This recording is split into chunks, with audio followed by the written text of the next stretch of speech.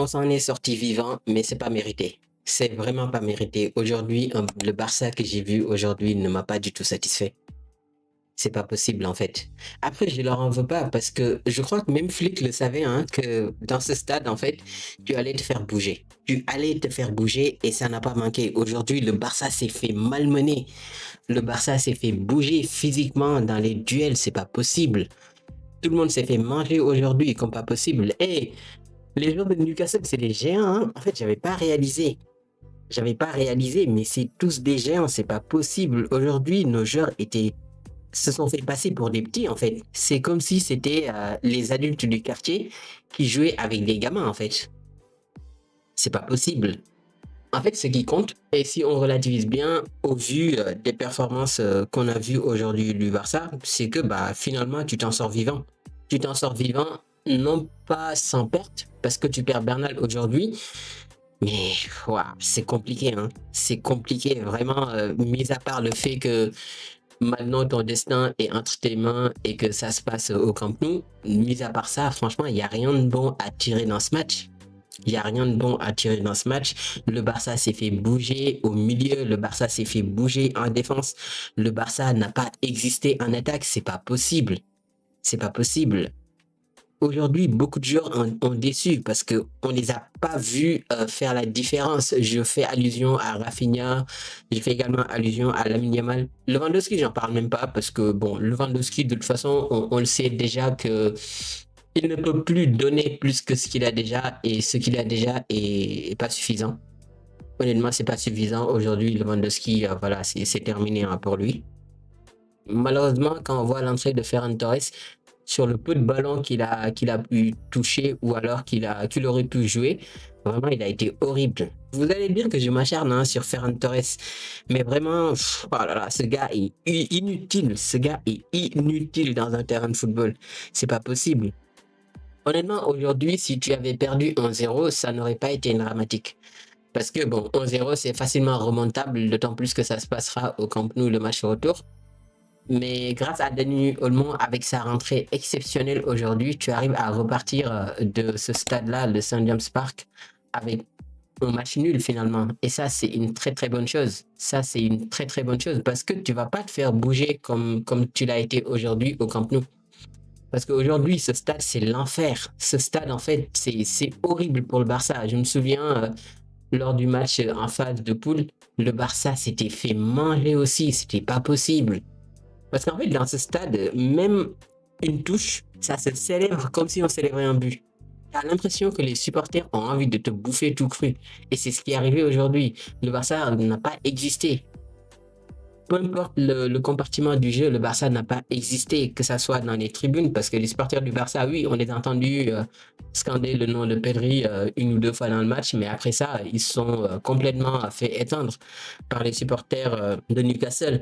Et honnêtement, ce stade est horrible à jouer. Ce stade est vraiment l'enfer qu'il pense être. Même moi, dans mon canapé, en train de regarder le match, en fait, j'avais du, comment dire, j'étais un peu mal à l'aise en fait. J'étais mal à l'aise quand je voyais les supporters en train de crier, en train de hurler, comme si en fait ils avaient marqué un but. Alors que non, ils ont juste eu une touche. Honnêtement, je suis content que le Barça se soit sorti vivant de ce stade parce que oui, t'as pas fait les mêmes erreurs que t'as fait lors du match aller contre l'Atlético Madrid, c'est-à-dire que t'es pas venu mettre all-in comme si en fait il n'y avait pas de match de retour. Aujourd'hui, le Barça a été beaucoup plus prudent et il y a quand même l'aspect fatigue qu'il faut prendre en compte. On a vu Pedri perdre pas mal de ballons, on a vu Lamine Yamal, le Rafinha être très très limité techniquement. Il n'y avait pas de justesse technique. Et ça, en fait, on connaît tous hein, leur talent à ces trois joueurs-là. Pareil aussi avec Fermin Lopez. Mais le problème, c'est que c'est la fatigue. Quand tu commences à fatiguer, quand tes muscles commencent à tirer, forcément, en fait, tu fais des erreurs bêtes. Forcément, tu perds des ballons que tu n'es pas censé perdre en temps normal. Et du coup, voilà, malheureusement, ça va pas s'arranger parce que ce week-end, tu joues. Donc, dans 3-4 jours, tu vas rejouer. Et le mercredi prochain, ça sera le match retour. Donc, tu n'auras pas le temps de te reposer. Sachant que, voilà, tu pourras pas compter sur Bernal. Mais bon, il y aura Dani Olmo, même si on n'aura pas l'équilibre que Bernal t'apporte. Mais bon, au moins, bah, au milieu de terrain, on a quand même ce qu'il faut pour tenir jusqu'au match de retour, en espérant que la blessure de Bernal ne soit pas grave. Mais bon, j'ai l'impression que c'est plus une douleur musculaire ou alors une élongation plutôt que voilà sa blessure des ligaments croisés qui a refait surface. Donc ça, au moins, ça rassure. Le Barça aujourd'hui a entamé le match bien avant le match. Hein, le Barça a eu une surprise, c'est-à-dire que Eric Garcia, qui était attendu titulaire, a finalement été forfait à la dernière minute. Du coup, tu as fait jouer Araujo. Araujo qui n'a pas été dégueulasse, honnêtement. Il n'a pas été dégueulasse. Mais au final, ce que j'ai bien aimé, c'est que Flick, en fait, est resté dans son idée initiale. C'est-à-dire, au lieu de décaler Gérard Martin sur le côté gauche, faire jouer Cancelo sur le côté droit et mettre Araujo en axe central, il a gardé son idée de base et mettre Araujo en latéral droit. Et ça, bah, c'est bien pour lui parce que, comme on le sait, hein, il est en manque de confiance totale. Du coup, si tu le mets dans l'axe central, ça demande quand même beaucoup de travail. Je pense que ça l'aurait mis dans le mal. Au final, il a sorti un match plutôt correct. Bah, en fait, il n'a pas fait de boulette, même si voilà, il relançait des ballons assez bizarres. Mais bon, au moins, il n'a pas fait de boulette et ça, c'est une bonne chose. Putain, on est tombé quand même très bas.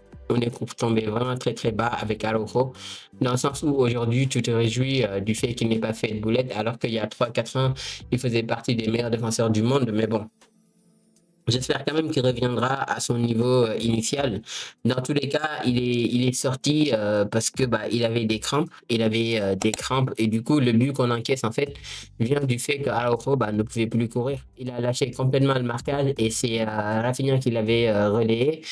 Au final, moi, je lui en veux pas parce qu'il a donné beaucoup. Il a beaucoup donné dans ce match-là. Et donc, forcément, bah, à un moment donné, tu ne peux plus tout court, en fait. À un moment donné, bah, c'est compliqué de faire les replis nécessaires. C'est compliqué bah, de tenir jusqu'au bout. Au final, le Barça s'en sort vivant et c'est ce qui compte grâce à un penalty de Lamine Yamal qui assure. Il faut aussi souligner le fait que bah, Lamine Yamal, il a été plus que fantomatique dans ce match, mis à part deux, trois occasions qu'il a créées, bah, le reste, c'était compliqué pour lui. Au final, il arrive quand même à rattraper son match avec son penon. Il faut quand même avoir les couilles d'aller les tirer et c'est ce qu'il a fait et il a marqué. Donc c'est ça qui compte. En tout cas, gros match, vraiment gros match de Pau Cubarsí et de Gérard Martin. Aujourd'hui, franchement, grâce à eux, le Barça bah, maintient sa potentielle qualification en quart de finale et c'est ça qui compte. Ils ont fait vraiment beaucoup d'efforts, beaucoup de retours en arrière, beaucoup de replis, beaucoup de dégagements aussi. Ils ont également aidé sur les sorties de balles, même si c'était compliqué parce que Bernal ne décrochait jamais. Mais bon, ce qui compte en fait, c'est que la baraque est tenue et au match retour, tu auras pas tous tes titulaires, pas tout le monde, hein, c'est sûr. Mais au moins, bah, tu pourras compter sur Eric Garcia et j'espère que Pedri va se reposer ce week-end quand même. Moi, je le veux au frigo, Pedri, avec Lamine Yamal aussi, parce qu'en Liga, tu as 4 points, donc tu peux te permettre quand même de créer un joker pour préparer ton match retour. Même si, voilà, je ne sais pas qui est-ce qu'on affronte, mais je crois que c'est une équipe moyenne de la Liga, donc on pourra peut-être faire quelques rotations. L'autre point positif aussi, c'est que tu ne perds pas de joueurs, tu ne perds pas de joueurs pour le match retour parce qu'on sait que Lamine Yamal, Fermin Lopez, je crois qu'il y avait un autre gars, oui, Gérard Martin était sous la menace bah, d'une suspension au match retour s'ils avaient pris un carton jaune. Au final, ils n'ont pas pris de carton jaune et c'est ça qui compte. Je crois que Cancelo a pris un carton jaune, mais je ne sais pas s'il sera absent lors du match retour. Mais dans tous les cas, aujourd'hui, il y a pas mal de points positifs à retenir dans ce match-là. On savait que ça allait être compliqué. On savait qu'aller gagner là-bas au Saint James Park, c'est compliqué. C'est pas réservé à tout le monde. Surtout en Ligue des Champions où tu as l'impression que les supporters ont envie de te manger tout cru. Au final, le Barça fait le nécessaire et c'est ça qui compte.